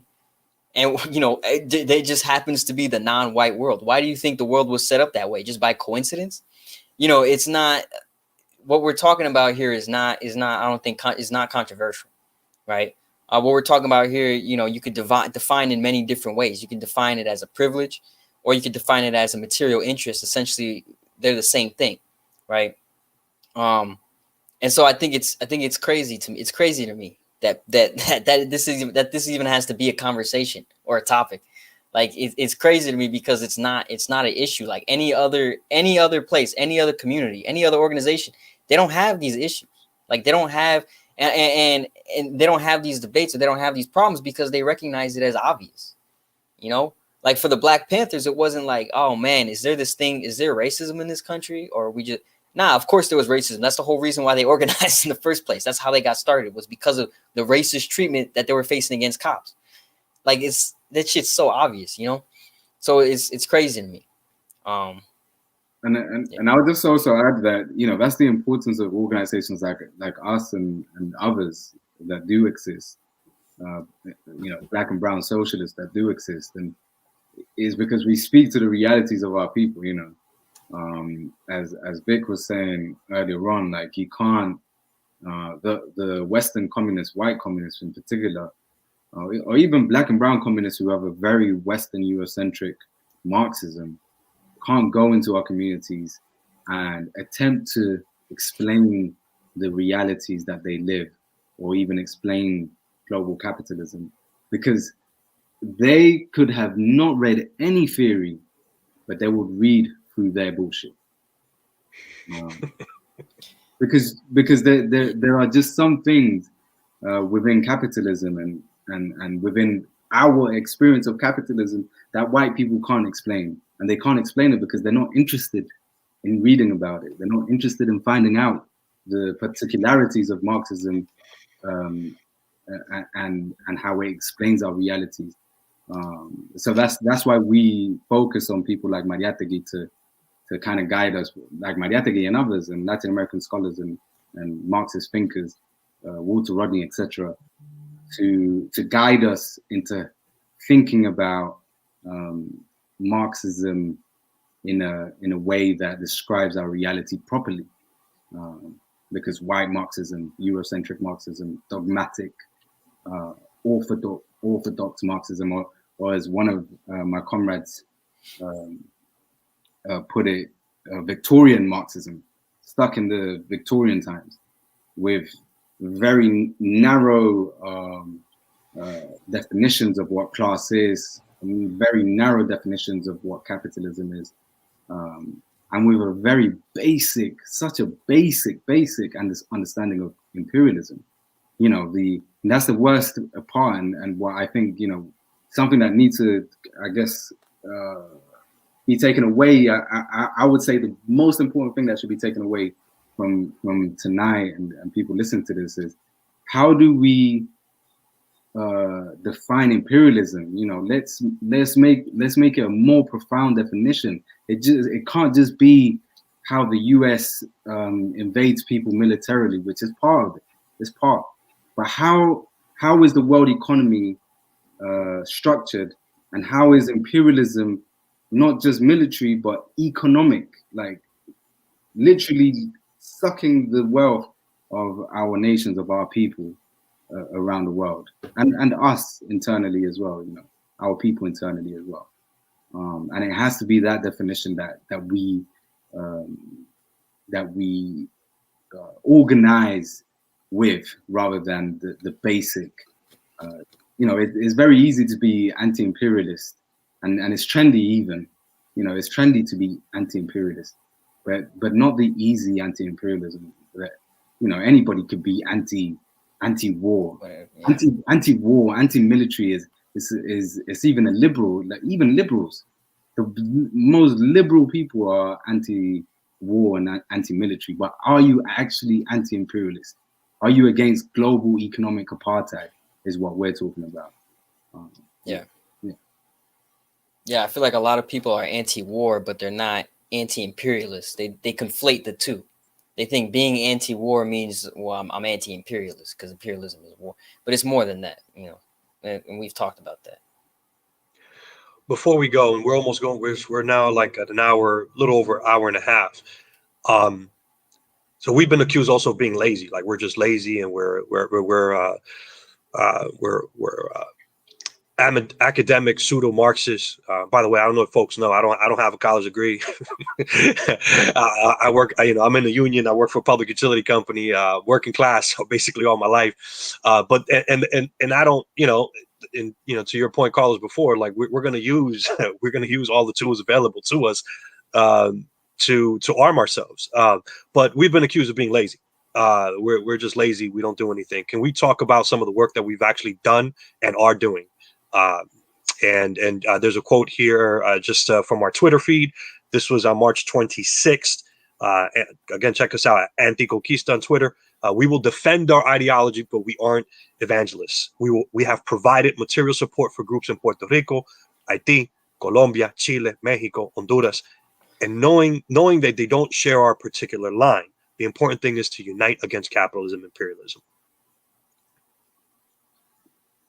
Yeah, I'll just quickly say, and this is something that we need to drive, and it's something that we've been saying to each other internally in Anticonquista, and that I think we could say publicly too, which is that Anticonquista is usually described, and we often describe ourselves as a media organization, a media collective, which we are, but we're also a collective that provides tangible support for our communities in the homeland, and in where we live locally too.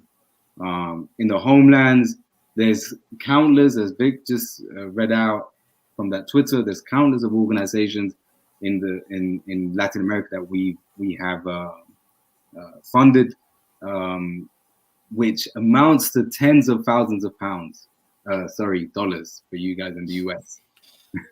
Tens of thousands, to the point where we need to sit down and count the exact figure so that we can make it. We could show that it's we're not just paying lip service to this. And there's also work that we do. Oh, for example, the latest funding that we sent was to we sent $1,500 to a group in Mexico, an indigenous group in Mexico called Maiz, that if people are interested could check out on our YouTube and see what the comrades had to say about that. They sent us a solidarity message. We do work in Colombia. We actually we raised a few $1,000s for an organization in Colombia called La Trocha, which is ex-guerrilla members of the FARC who are now who have opened a place called La Casa de la Paz in Bogotá, Colombia, where they're gonna sell their beer, craft beer, and where that house, La Casa de la Paz, is gonna be it is now, but it just opened recently, a place where people come, activists in Colombia come to organize, to talk about revolution, to see what, how we're going to bring about socialism in Colombia. And we can say as Anticonquista that we played a massive role in the opening of that Casa de la Trocha, by sending thousands of dollars to help them. And beyond that, Nick, if you want to. Yeah. I mean, I like, yeah, you mostly touched a lot of it. A lot of it, our work is organizing in terms of sending money and funds back to comrades in the third world, showing solidarity with them. And we have done a lot of that. Outside of that, a lot of our work here in the diaspora has been in terms of anti-war movements, which we participated in a lot. And we've been at a lot of these rallies in the U.S., at least here.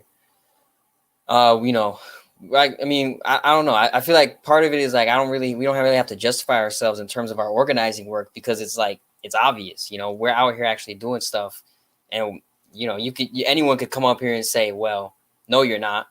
And like, you know, it's on them to kind of prove that. But I mean, you know, outside of like mutual aid groups, outside of anti-war activism and organizing, outside of all that kind of stuff, outside of organizing with different campaigns, like when we were out here with the Andres Arauz's campaign, you know, supporting someone who wasn't even a socialist in Ecuador, right? A social democrat, because he would have been good for the country, and that's what the people want.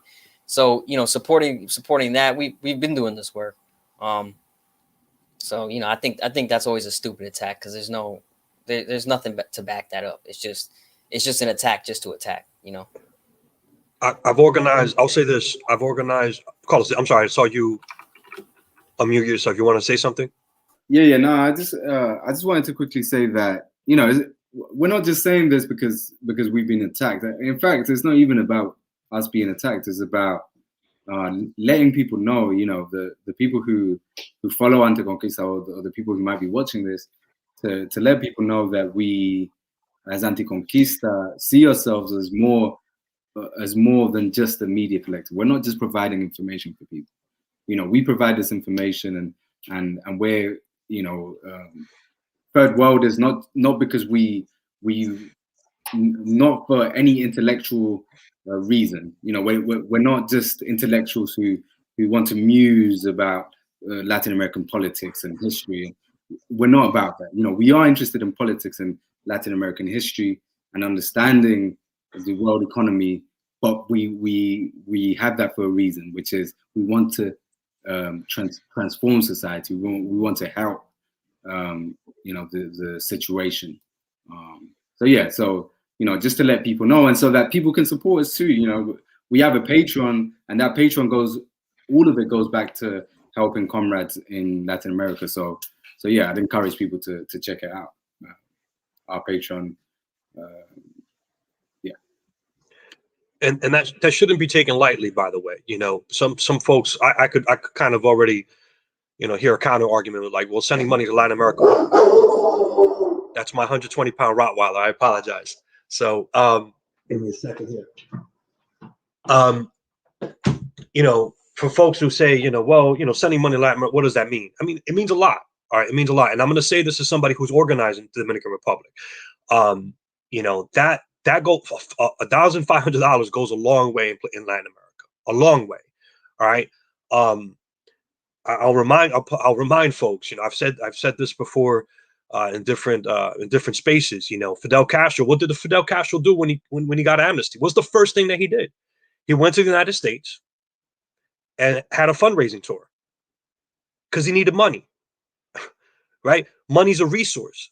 Money's a resource, right? It's what you do with that money, right? So we shouldn't you know, look at that as something that's like, oh well, you're only sending. No, it goes a long way. Money, revolutions need money too as a resource.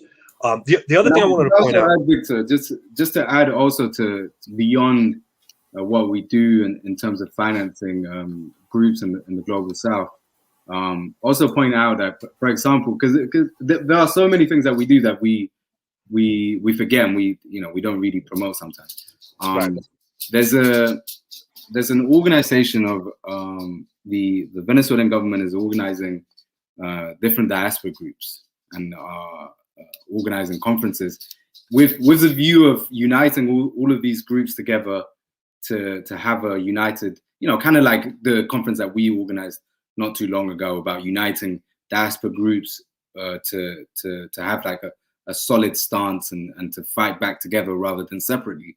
And they have this, the Venezuelan government has this policy of doing the same thing, but not just in the US, but across the whole world. So in Africa, the Caribbean, Asia, and they're bringing all of these groups together.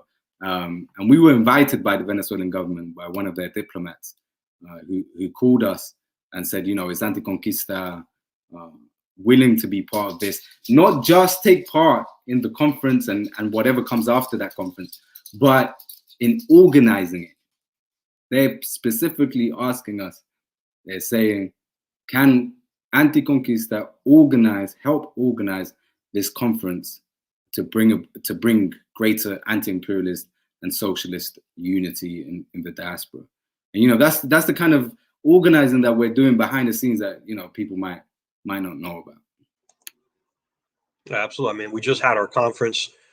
There's much more work to do with, you know, trying to create that alliance. You know, you can follow us on Twitter, and we'll keep you posted on that, the alliance that we're trying to create in the process of creating. And I'm seeing some of the comments here, and again, here we go. We got some, I don't know if we got some trolls or whatnot, you know, making some counter arguments to some of the stuff that we're saying. You know, this question, I want to, you know, again, now we're at about an hour and 45 minutes, and I'll let you folks have the last word, but I'm going to say this as somebody who's organized both here in the States, in the diaspora, and as somebody who's organized in the Dominican Republic. I spent about, I think it was like 8 months or something like that in the Dominican Republic. I was a member of this revolutionary organization in the city of Navarrete, which has a long history of revolutionary armed struggle. I was with Frente de Lucha Jesús de Plan. And we're still under the umbrella of La Fuerza de la Revolución, which is a Marxist-Leninist political party. The one thing I noticed in terms of I'm getting to the question of revolutionary potential is that I was completely shocked at what I saw in the Dominican Republic in terms of this revolutionary zeal, the culture, the revolutionary culture that existed all over the island, right? And how it was just normal to talk about politics all the time, and to talk about revolution, you know. And you would, you know, in the city of Navarrete, you know, people could take you to places where shootouts would happen, right, between the revolutionary groups and the state, you know, and their whole apparatus. You could walk through the streets and you would see signs like "No IMF," right, referring to the International Monetary Fund, "No World Bank," you know, Yankee go home, you know, referring to the United States, you know, because, you know, the United States occupied, you know, the Dominican Republic not once but twice in the 20th century. You know, that history is there. That revolutionary zeal, that revolutionary culture is there, and it's, you know, as someone who studies this, it makes sense that we were the first to be colonized, the first to be enslaved, and the first to, you know, in this western part of this western hemisphere, the first to start fighting back, and the first to start liberating ourselves. It sort of makes sense. It makes sense why there's a march towards socialism in Latin America. They're that much closer towards socialism in Latin America than we are here in the West. I don't know if there's anyone who can really dispute that. You know, you may have, you know, in my adult lifetime, I guess, you know, and then, you know, we could be critical of Bernie Sanders, but I guess in terms of just discourse, maybe, you know, there's that there. Now people are curious about socialism because it's in the news all the time, and it's all over you know, it's because of the Bernie Sanders effect, I would call it. Okay, regardless of what we may think about Bernie Sanders. But just in my adult lifetime, I never saw that until really Bernie Sanders came out and said, "I'm a socialist," and all this other nonsense. So, you know, I just, you know, for folks who are so adamantly against our position, I ask that you sort of kind of check yourself a little bit, you know, and dig deep into some of these questions and some of these things that we laid out here today. Carlos, you hit it right on the head, you know, before. You know, it's you have to do a deep, profound analysis of what imperialism looks like today and how class has been reconfigured. Anyways, I'll end there. And if you folks want to have your last word, we're going to be going close to two hours now. I mean, yeah, the last thing I would want to say just on revolutionary potential, like you mentioned, is our whole argument really, that's what our whole argument kind of boils down to. It's about revolutionary potential. It's about, so when you're organizing, for those who don't really understand organizing, when you're organizing, you want to go to the place where you can get the most people to support you, right? You wouldn't. So, for example, if you're organizing for a socialist cause, I'm not going to go to a community where everyone who lives there is a millionaire or above who's a capitalist and be like, hey, capitalism is bad. You should join socialism. No, because their interests are going to be opposed to what I'm arguing, right?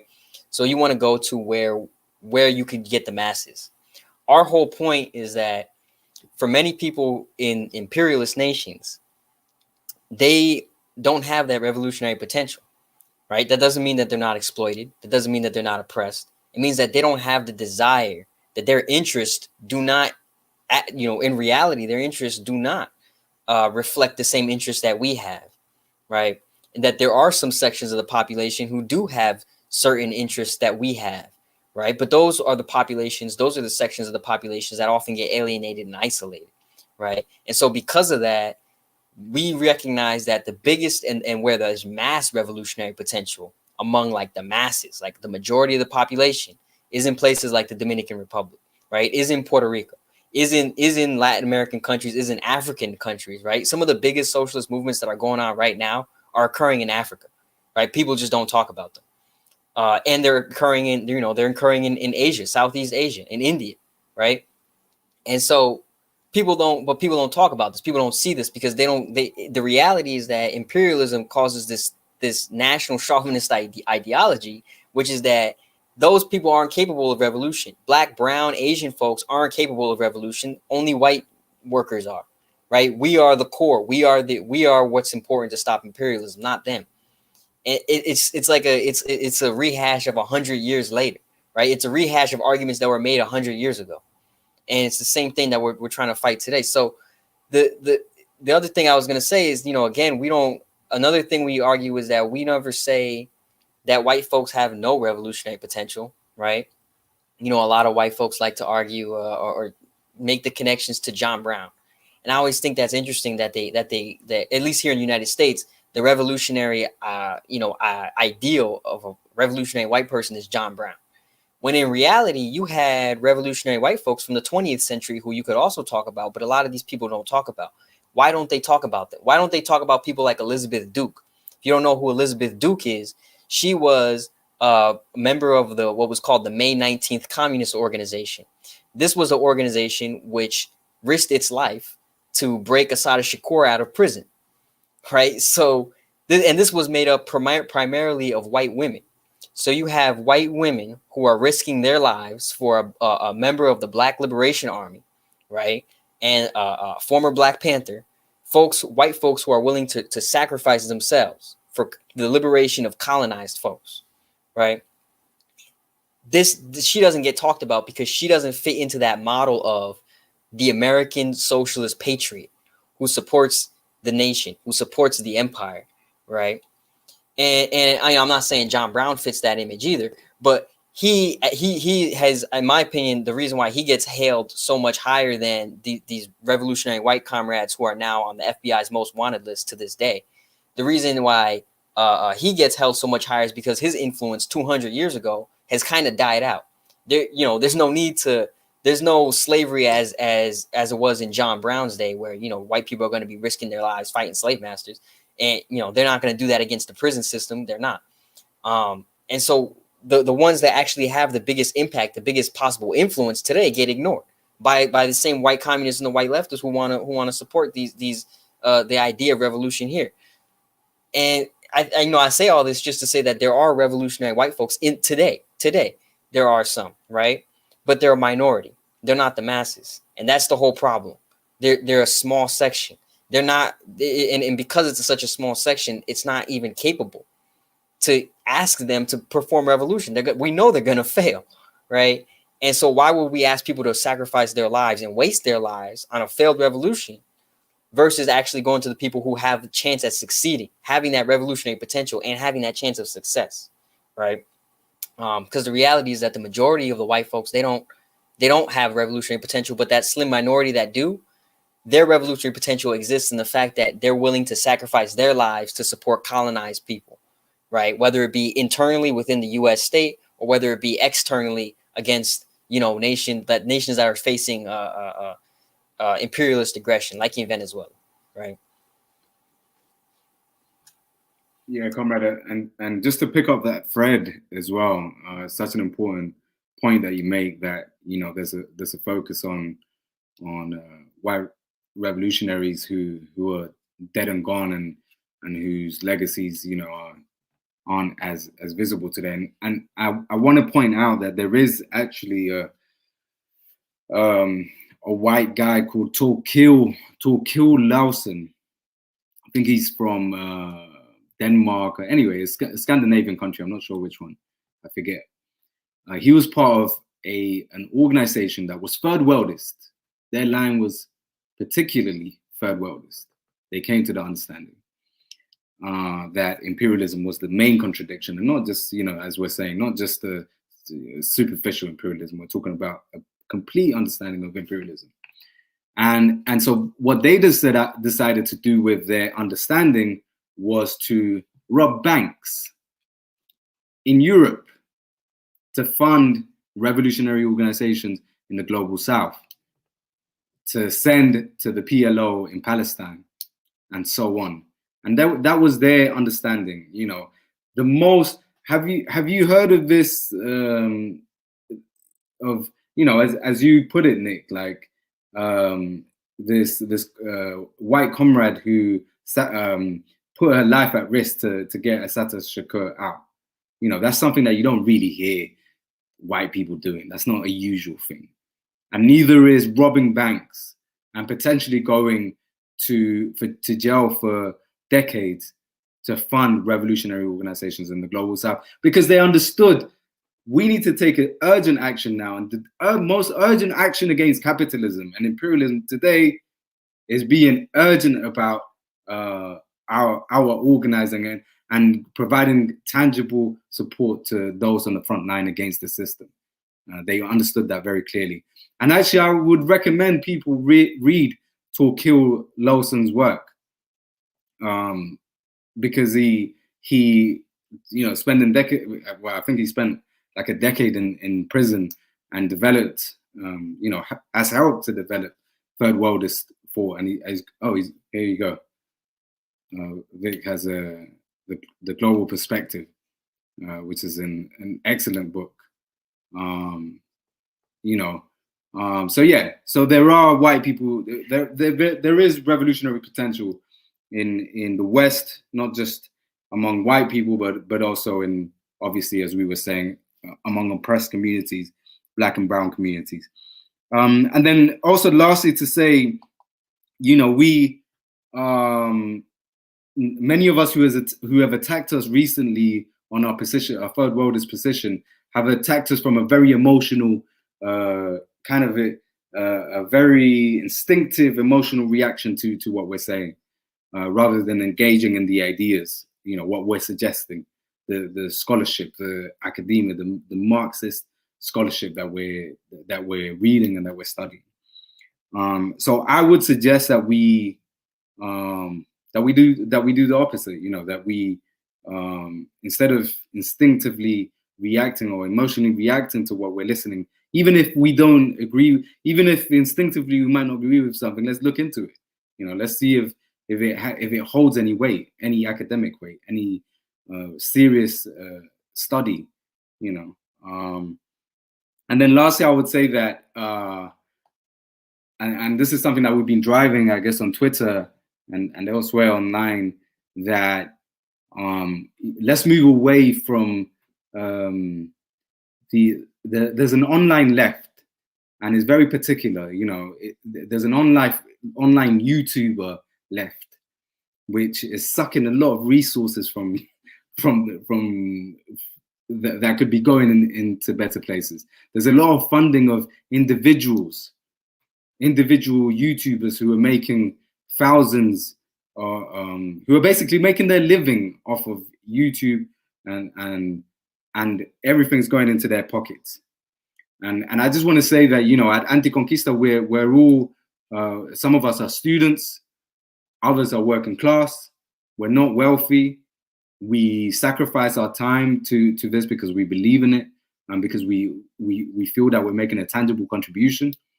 And we would encourage people to stop supporting individual YouTubers, individual personalities who are making, you know, careers, who are making careers out of being, you know, talking about struggle, which is bullshit. Like, it's something that we shouldn't tolerate. It's something that we should actively fight against. And so our recommendation is fund people like us, our Patreon that doesn't go into our pockets and goes directly to the global south. There we go. Yeah. I want to say real quick too. I would say that's not like it's not new that you have individuals who try to go into left spaces and monetize it and make money off of it. I always think of I don't even know, but I think a lot of people just like have pretty good critiques of this group, but the Revolutionary Communist Party of the United States with Bob Avakian. I mean, they've basically been doing that. Like there are organizations in the and not even just among Marxists, but like even in liberal organizations, there are groups that have been doing this since the 70s. They've been taking the resources that could have gone to Puerto Rican independence movements, that could have gone to the Black Panther Party, that could have gone to actual revolutionary groups. They've taken that and they've sent it to people who really like they don't have bases in the community. They don't have bases in any community within the United States or in any place. They don't have people or a huge following or a huge form of support. It's ridiculous, and it's something that I think it happens a lot because of just how easy it is to get people to follow a certain individual or a certain organization, you know, because they say the right words, but they don't do any of the actions to follow that up, right? So I think this whole trend of is this culture in the West as well that penetrates even the left. This culture of individualist accumulation of wealth as well that even penetrates communists, and so you have these YouTubers who are answering people's questions, but only if they give only if they give what they call super chats. You know, I watch some of these YouTube videos and it's like $5, $10, $15, sometimes even $50 of super chat to answer your question. And we're here like, you know, and that's the other thing, that we're students, you know, we're not going to come on here and tell you that we know everything and that we got everything figured out. And you guys ask us questions and we're going to give you all the answers. And I think that's why we kind of separate from that scene, because that's not our style. Our style is that we're students, we're still studying, and we can give answers to some of the things that we studied, but we don't know everything, and so because of that, you know, I guess people are looking for these answers from these almost kind of figures that are prophetic, you know, that will give you an answer, but you have to, obviously, like a church, you have to give them some money for them to answer it. Communist peddling. I mean, you know, first world is communist peddling at that. God, you know, so we're a little over 2 hours. I mean, this has been, it didn't feel like 2 hours, to be honest with you. It was, I think, a very good discussion. I'm satisfied with the what we put out here today. You know, in the pregame, just for the audience to hear some of this. Like I said, look, I want this to be as short as it needs to be, or as long as it needs to be. I just wanted to be able to sort of clarify certain things, and for the audience, I wanted for us to be able to clarify certain things for the audience, and I think we sort of accomplished that. You know, we're gonna keep doing this work. We're not gonna, you know, we don't need to go out there. You know, we put up the Fidel Castro quote on Twitter. You know, we don't have to you know, make excuses or justify our existence. It's like, this is what we're gonna do. So we appreciate the audience. We appreciate all the supporters.